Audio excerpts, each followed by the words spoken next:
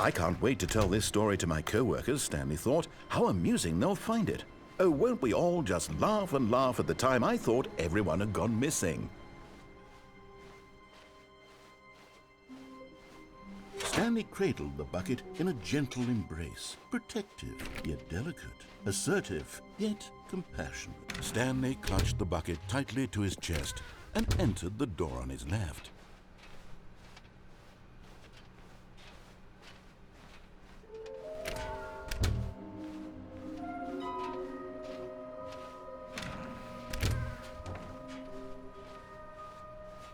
Coming to a staircase, Stanley and the bucket walked upstairs to the boss's office.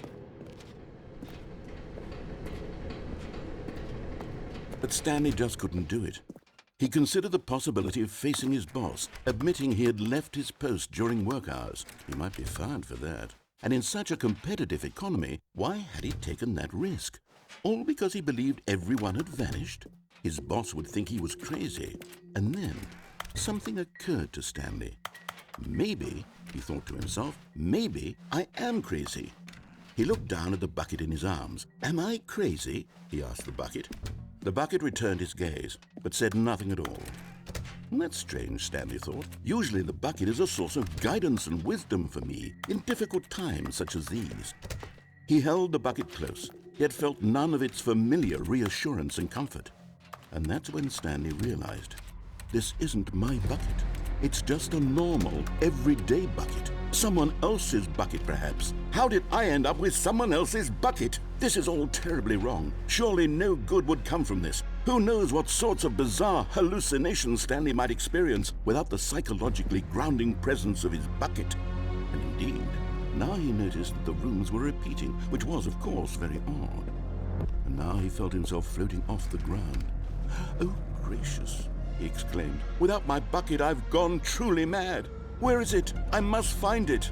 Far off in the distance now, he heard it, calling to him. Stanley! Stanley, it's me, the bucket. Could it truly be? He rushed forward from room to room, passing by one bucket after the next. None of them were his. None of them were his special bucket. Come to me, Stanley. Find me. He had to find the bucket. He had to return to his old friend. It was the only way to truly restore his sanity. And then suddenly, he froze dead in his tracks. He knew where the voice of the bucket had been coming from. The real bucket was inside of him all along. It was incredibly painful. Stanley doubled over in agony and blacked out.